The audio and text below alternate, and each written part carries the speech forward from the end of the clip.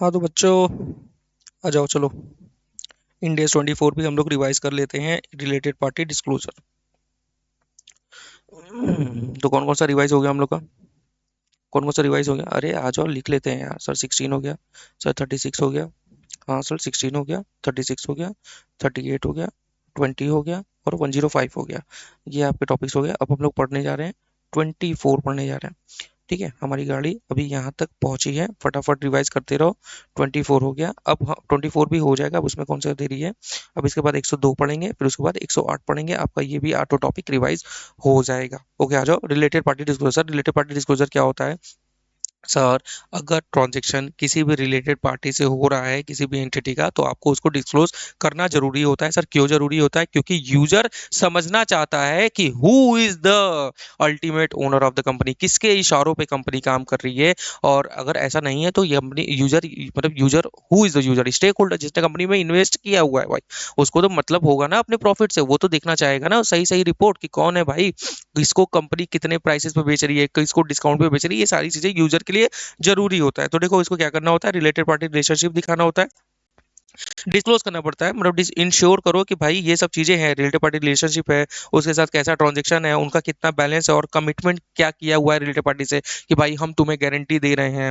मतलब बैंक उसकी ओर से बैंक को गारंटी दिया हुआ है या उसको लोन दिया हुआ है। ये बहुत सारी चीजें इसमें हैं जो हम लोग डिस्क्लोज करेंगे, क्योंकि ये क्या करता है, हमारा इंपैक्ट करता है इसमें प्रॉफिट पे, फाइनेंशियल पोजीशन पे, डिसीजन मेकिंग पे। सबसे मेन इंपॉर्टेंट है डिसीजन मेकिंग पे, कि इसमें इन्वेस्ट करना है नहीं करना है, उसकी बैलेंस शीट एक्चुअल दिख रही है कि नहीं दिख रही है। तो ये इसका रिलेटेड पार्टी का डिस्क्लोजर बहुत ज़्यादा जरूरी होता है। डिस्क्लोजर एसएफएस में भी देना है, सीएफएस में भी देना है। क्यों सर? ऐसा इसलिए क्योंकि अगर सीएफएस में दे दिया आप चलो आप ये मान के चलो कि ओवरऑल दे रहे हो, सीएफएस में दे दिए, लेकिन अगर कोई अगर इन्वेस्टर है, उसने केवल सब्सिडरी के फाइनेंशियल स्टेटमेंट देखा तो क्या होगा, नहीं पता चल पाएगा। इसीलिए एसएफएस और सीएफएस दोनों में देना है। इंटर ग्रुप ट्रांजेक्शन अगर होता है तो हम लोग इलिमिनेट कर देंगे, लेकिन कभी कभी हम लोग फेयर वैल्यू के केसेस में एलिमिनेट नहीं करते। सर ऐसे कौन से एग्जाम्पल होते हैं? ऐसे एग्जाम्पल होते हैं जैसे मैंने आपको ये बताया था कि जैसे मान लो आपने क्या किया, आपने इंटर ग्रुप में, मतलब आपका कोई ग्रुप ए है, ग्रुप बी है, मतलब दोनों आपके सब्सिडरी है। उसने क्या किया, किसी को लैंड आपने सेल किया हुआ है, मान लो उसकी एक्चुअल कॉस्ट है 10 करोड़ रुपए और आपने बेचा है 12 करोड़ रुपए पे उसको। तो भाई इसका डिस्क्लोजर तो दिखाओगे ना, तब भी ना यूजर को समझ में आएगा, क्योंकि यहाँ पे डिस्क्लोजर देना जरूरी है। वो फेयर वैल्यू पे ही मेजर होता है, डेट्स वाई। फिर आपको क्या बताया था कि related party disclosure are mandatory but in exceptional cases disclosure is not required. कभी कभी डिस्क्लोजर देना जो है नहीं जरूरी, मतलब जरूरी होता है, लेकिन आप दे ही नहीं सकते। क्यों? क्योंकि यहाँ पे कॉन्फिडेंशियलिटी का मैटर हो जाता है, लीगल मैटर हो जाता है, कोर्ट का ऑर्डर हो जाता है कि भाई नहीं नहीं उनका आप डिस्क्लोज नहीं करो, अदरवाइज उनकी क्या हो जाएगी, बिजनेस के जितने भी सारे वो है उनके प्लानिंग है वो डिस्क्लोज हो जाएंगे, उससे उनका बहुत ज्यादा कॉम्पिटेटिव नुकसान हो जाएगा। जैसे मैंने आपको बताया कि किसी दो लोगों ने बैंक से लोन ले लिया, तो क्या बैंक उन दोनों लोगों का डिस्क्लोज कर दे? नहीं, ऐसा नहीं कर सकती। Conflict with confidentiality law prohibited by law और रेगुलेटर, कभी कभी ऐसा होता है। ठीक है, substance of relationship is more important than legal form. इसमें मैंने आपको इसलिए ये बताया था कि सब्सटेंस बहुत जरूरी होता है। मतलब आपको पेपर वर्क नहीं देखना है कि पेपर वर्क पे कौन डायरेक्टर है कौन एमडी, नहीं, कौन who is the controlling person, आपको ये देखना है। अगर वो है तो आपको उसको डिस्क्लोज करना ही करना है। सर रिलेटेड पार्टी कौन हो सकता है? सर रिलेटेड पार्टी हमारा या तो पर्सन होगा या तो इंटिटी होगा। ठीक है, दोनों में से कोई भी हो सकते हैं। सर रिपोर्टिंग इंटिटी कौन होता है? रिपोर्टिंग इंटिटी जिसके लिए आप देख रहे हो कि इस एंटिटी का कौन रिलेटेड पर्सन है, तो वो रिपोर्टिंग, जिस मतलब जिसके बुक्स आप बना रहे हो, तो वो रिपोर्टिंग एंटिटी हो जाता है। Sir meaning of close member of person who is related party to entity, मतलब हु इज रिलेटेड पार्टी। देखो मैंने आपको बताया था कि अगर कोई पर्सन है और वो किसी रिपोर्टिंग एंटिटी का रिलेटेड पार्टी बन जाता है, तो उसके साथ साथ उसके क्लोज मेंबर भी बन जाते हैं। यहाँ पे याद रखिएगा, यहाँ पे फैमिली नहीं बोला, यहाँ पे क्लोज मेंबर बोला। क्लोज मेंबर में सर बीवी, बच्चे, भाई बहन, मम्मी पापा और मेरे पे जो डिपेंडेंट हो गए, और दूसरा स्पाउस पे, मेरी बीवी पे जो डिपेंडेंट हो गए वो। ठीक है, वो सुंदर का एग्जांपल दिया था मैंने, साले वाला। और डोमेस्टिक पार्टनर मैंने आपको बता रहा है कि भाई क्या दिखाया भी था कि क्या क्या चीजें होती हैं। ठीक है, तो डोमेस्टिक पार्टनर भी आपका, क्योंकि भाई देखो आपके ही नक्शे कदम पे वो चलेंगे या आप उसके नक्शे कदम पे चल रहे होंगे। ठीक है, दोनों में से कुछ भी हो सकता है। तो देखो जो मतलब यहाँ पे ये होता है कि एक दूसरे को आप इफेक्ट कर सकते हो।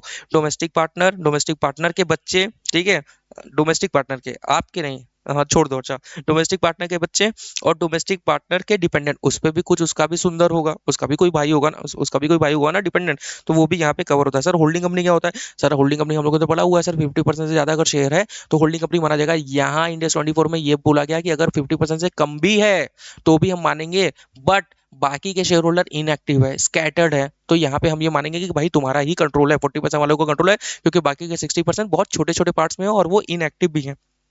देखो ये कौन होते हैं, power to govern financial and operating policy, मतलब ये क्या कर रहे हैं, गवर्न कर रहे हैं, ठीक है। Usually more than 50% but not mandatory, जैसे कंपनी लेस देन 50% में have another company also treated as control if rest of the share holding inactive और स्कैटर्ड, ठीक है बच्चों। सब्सिडरी कौन है भाई, जिस पे आपका कंट्रोल है वो आपकी सब्सिडरी हो जाएगी, ठीक है। फेलो सब्सिडरी, अगर कोई पेरेंट की दो सब्सिडरियां हैं तो ये दोनों सब्सिडरी आपस में फेलो सब्सिडरी हो जाएंगी। सर सिग्निफिकेंट इन्फ्लुएंस और एसोसिएट कंपनी क्या होते हैं, sir associate, sir less than 50%, मतलब 51% से कम और मोर देन 20% है तो हम ये माना जाएगा कि हमारी सिग्निफिकेंट इन्फ्लुएंस है उस पर और हमारी वो एसोसिएट कंपनी हो जाएगी। सर ज्वाइंट कंट्रोल क्या होता है, सर ज्वाइंट कंट्रोल जहाँ पे दो एटलीस्ट दो लोगों का ज्वाइंट कंट्रोल तो होगा ही होगा, जिसपे कंसेंट ऑफ ऑल की जरूरत हो रही है, जैसे मैंने वो बता रहा है joint venture. Meaning of KMP, KMP case मैंने क्या बताया था कि की मैनेजर पर्सन वो होता है जो प्लानिंग डायरेक्टिंग कंट्रोलिंग, कौन कौन होता है जो प्लानिंग डायरेक्टिंग कंट्रोलिंग करता है। सर ऐसा होता है क्या, हाँ ऐसा ही होता है, जरूरी नहीं है ये एमडी हो, डायरेक्टर हो, चीफ एग्जीक्यूटिव ऑफिसर हो, होल टाइम डायरेक्टर हो, नॉन एग्जीक्यूटिव डायरेक्टर हो, सर कोई भी हो सकता है, इवन एम्प्लॉय का है ना केएमपी, बट उसके पास ये पावर होनी चाहिए।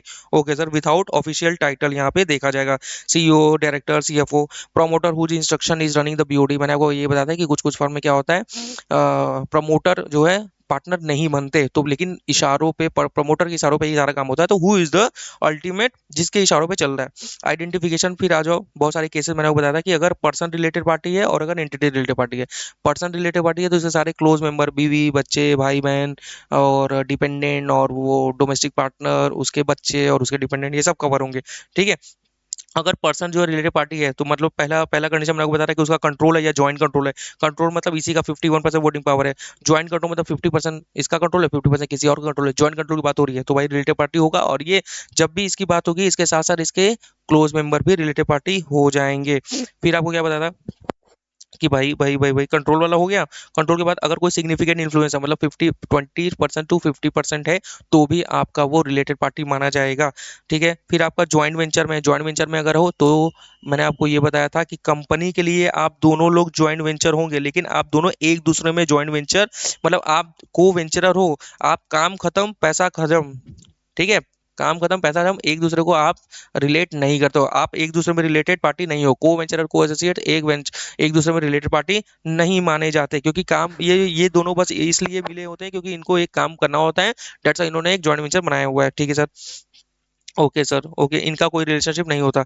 मेंबर ऑफ द केएमपी है तो भी वो आप माना जाएगा, मतलब अगर आप केएमपी हो, की मैनेजर पर्सन हो तो डायरेक्टिंग प्लानिंग कंट्रोलिंग कर रहे हो ना, तो वो आपको रिलेटिव माना जाओगे और आपके साथ साथ आपके रिलेटिव भी सारे उसके होंगे, ठीक है। अगर आपने एक पेरेंट को केएमपी सर्विसेज दे रहे हो तो पेरेंट्स के साथ साथ सब्सिडरी भी, मतलब वहां पे मैंने आपको बताया था कि आदि मानव हो गए, पेरेंट और सब्सिडरी तो एक ही यूनिट हो गई। आदि मानव वाला एग्जाम्पल मैंने बताया था ना कि एक यूनिट हो जाती है तो वो आदि मानव वाला एग्जाम्पल मूवी वाला मैंने आपको बताया था कि वो आदि मानव हो गया। तो वो जिसको जैसे आदि जिसको रिलेटेड पार्टी उसके लिए मानव भी रिलेटेड पार्टी, वो चीज। देखो ये आदि मानव हो गए, तो ये इसको दे रहा है तो भाई बाप को दिया तो बच्चे भी रिलेटेड पार्टी हो जाएंगे।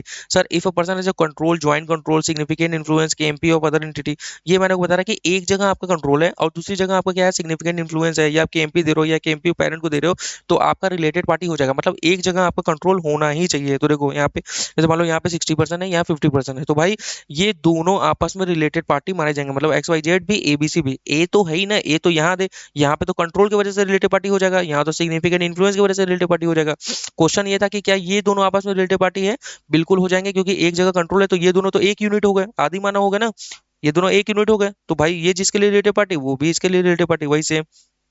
ओके सर, समझ गए। देखो यहाँ पे मैंने बता रहा है मिस्टर ए है और इसने जो है 50% इस पे रखा है और एबीसी में 25% रखा है, तो ये दोनों आदि मानव हो गए, सिंपल। देखो यहाँ पे 50% रखा हुआ है मिस्टर ए ने, ठीक है, तो ज्वाइंट कंट्रोल हो गया, और यहाँ पे केएमपी सर्विसेज दे रहा है, तो देखो एक जगह कंट्रोल है ना, तो ये आदि मानव हो गया, तो ये जिसके लिए रिलेटेड पार्टी उसके लिए ये भी related party, simple simple simple simple. अब देखो कब कब रिलेटेड पार्टी नहीं होगा, देखो यहाँ पे कंट्रोल नहीं है तो ये दोनों आदि मानव नहीं हो सकते, ये दोनों एक यूनिट नहीं हो सकते हैं। यहाँ भी कंट्रोल नहीं है, यहाँ भी कंट्रोल नहीं है, तो रिलेटेड पार्टी नहीं माना जाएगा। कौन रिलेटेड पार्टी नहीं माना जाएगा, एक्स वाई जेड और एबीसी लिमिटेड रिलेटेड पार्टी नहीं माना जाएंगे। मिस्टर ए तो दोनों के लिए रिलेटेड पार्टी है ही। सर यहाँ पे देखो 40%, यहाँ पे KMP, sir no control, sir KMP तो आप कह रहे थे कि प्लानिंग डायरेक्टिंग कंट्रोलिंग करता है तो कंट्रोल नहीं हुआ, नहीं बच्चों। यहाँ पे केएमपी की डेफिनेशन को बहुत इंडेक्स 24 में बहुत डिटेल में इसीलिए समझाया गया है कि यहाँ पे आप ये देखना है आपको, लार्जर फॉर्म पे देख रहा है, मतलब अगर आप एक जगह कंट्रोल आपका लीगली होना चाहिए तो ही जाके आप इन दोनों को रिलेटेड पार्टी मान सकते हो। Okay sir. और भी बहुत सारे केसेस हैं, जैसे दोनों जगह केएमपी है तो भी रिलेटेड पार्टी नहीं माना जाएगा, एसबीआई ने लोन दिया तो भी रिलेटेड पार्टी नहीं माना जाएगा। ठीक है। दोनों जगह इंप्लॉय है तो भी रिलेटेड पार्टी नहीं माना जाएगा। अब देखो एक जगह आपका कंट्रोल है, लेकिन यहाँ पे ये क्या था, ये नॉर्मल इंप्लॉय था, तो भाई रिलेटेड पार्टी नहीं माना जाएगा, क्योंकि वो नॉर्मल इंप्लॉय, उसको क्या ही मिलेगा यार। ठीक है। एक जगह कंट्रोल होना चाहिए और दूसरी जगह नॉर्मल एम्प्लॉय नहीं होना चाहिए। Okay sir. अगर रिलेटेड पार्टी हमारी एंटिटी, अब हमारे जो पर्सन था वो कवर हो गया, अब एंटिटी के बारे में हो गया। तो भाई देखो एंटिटी है तो भाई member of the same group automatically related party हो जाएंगे। जैसे होल्डिंग है, सब्सिडरी है, ये तो एक यूनिट हो गई, और इसकी फेलो सब्सिडरी हो गई, यानी यहाँ पे फेलो सब्सिडरी हो गई, तो ये भी रिलेटेड पार्टी माने जाएंगे। ठीक है। जैसे एक्स वाई जेड दादाजी, फिर आपको एबीसी लिमिटेड पापा जी, फिर उसके बाद मैं, तो ये सारे लोग एक यूनिट, जहां तक कंट्रोल है वो सब एक यूनिट हो जाएंगे। अगर उसमें से किसी को भी किसी ने दोस्त बनाया तो वो सबके लिए दोस्त बन जाएगा। समझ रहे हो मेरी बात? ठीक है सर। देखो अब जैसे एक्स वाई जेड है, इसने 60% पीक्यूआर में रखा है, 70% एबीसी लिमिटेड में रखा है, तो यहाँ तक जहां तक कंट्रोल है ये सब आपस में एक यूनिट हो गए। ठीक है। अगर वो डीएलएफ, अब ये मान लो ये 40% इसमें दिया है, तो ये सबके लिए रिलेटेड पार्टी हो जाएगा, एक्स वाई जेड के लिए भी, पीक्यूआर के लिए भी, एबीसी के लिए भी, क्योंकि ये पूरी एक यूनिट हो गई। ठीक है। अब देखो एक्स वाई जेड है, यहाँ पे 60% रखा है, यहाँ 70% रखा है, फिर ये आगे ज्वाइंट वेंचर बना रहा है, तो ये जेवी लिमिटेड जो है ये सबके लिए रिलेटेड पार्टी हो जाएगा। डीएलएफ लिमिटेड से मतलब नहीं है, क्योंकि ज्वाइंट वेंचर तो किसी न किसी के साथ बनाएगा ही। Okay sir. अगर मान लो दो लोगों में जॉइंट वेंचर बना रहे हो और दोनों लोग सेम है, तो मतलब ये कह रहा है, देखो मैंने आपको इसका एग्जांपल दिया था कि, देखो एग्जांपल क्या दिया था, मैं आपको क्लियरली यहाँ पे दिखा दे रहा हूँ। एग्जांपल ये दिया था कि बच्चों आपका कोई ए लिमिटेड है, एच लिमिटेड, बी लिमिटेड, मतलब एच लिमिटेड ने झा लिमिटेड बनाया है ए लिमिटेड के साथ, और जेएचबी लिमिटेड बनाया है बी लिमिटेड के साथ। तो एच लिमिटेड झा में भी है, एच लिमिटेड जेएचबी में भी है, तो झा और जेएचबी दोनों आपस में रिलेटेड पार्टी हो जाएंगे। लेकिन एच और बी कभी भी रिलेटेड पार्टी नहीं होगा, ये को वेंचरर वाला किस्सा है। Okay sir. को वेंचरर कभी भी रिलेटेड पार्टी नहीं होते हैं। Sir sir sir sir sir sir sir, आप क्या कर रहे हो, वन एंटिटी ज्वाइंट वेंचर है और दूसरी एंटिटी क्या है, एसोसिएट्स है, तो आप क्या करोगे, मतलब एक जगह आपका कंट्रोल है, एक जगह कंट्रोल है तो बाकी भी, मतलब देखो एक जगह कंट्रोल हो गया तो वो आदि मानव हो गए, वो एक यूनिट हो गया, वो फिर उसके दोनों में किसी को भी कोई रिलेटेड पार्टी होगा तो दोनों रिलेटेड पार्टी हो जाएंगे। ठीक है। फिर एक जगह आपका एसोसिएट है और दूसरी जगह क्या है, joint venture of the same third party, मतलब एबीसी लिमिटेड है। ठीक है। एक जगह इसे ज्वाइंट वेंचर दिया हुआ है, एक जगह ये दिया हुआ है। ठीक है। तो अब एक बात मुझे बताओ कि पी क्यू आर और एक्स वाई जेड क्या रिलेटेड पार्टी होंगे, यहाँ पे तो रिलेटेड पार्टी होंगे, क्योंकि देखो यहाँ पे ज्वाइंट वेंचर हो गया ना। ये ज्वाइंट वेंचर मतलब कि भाई कंट्रोल है, बिना बिना एबीसी लिमिटेड के परमिशन के तो कुछ हो नहीं सकता वहां पे, क्योंकि ज्वाइंट वेंचर है भाई, कंट्रोल तो होगा ही। Okay sir.